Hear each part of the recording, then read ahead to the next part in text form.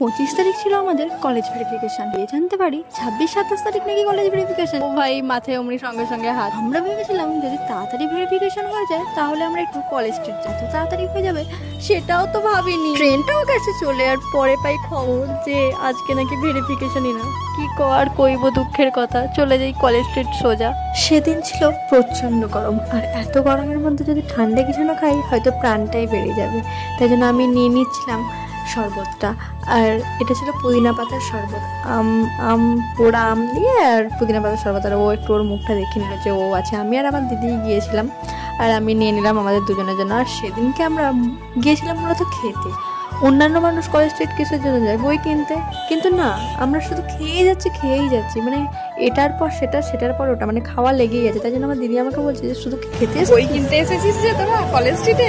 এসে দেখে তো দেখছি খেয়েই যাচ্ছিস। সত্যি তো এই কথাটা একটু আমার গায়েও মেখে নিলাম। সত্যি তো ঠিকই তো বলছে। তাই জন্য একটু বই নিয়ে হালকা নাড়াচাড়া করতে লাগলাম। নাড়াচাড়া করেই আর কি হবে, এত মোটা বই, এত পড়াশোনা, মাথায় হাত পড়ে গেছে আমার। কি করবো ভাই, এরকমভাবে কীভাবে চলবে? দেখে আমার সত্যি মাথা ঘুরছিল। তারপরে আবার এখানটাতে বিক্রি হয়েছিল পুরানো বই। আমি এখানটাতে একটু বইগুলো ঘেঁটে দেখে নিয়েছিলাম। অ্যান্ড দেন এখানে খুব কিউট বাচ্চাদের খুব জিনিসগুলো আমার হেভি লাগে, মানে বাচ্চাদের জিনিস মানে সুন্দর।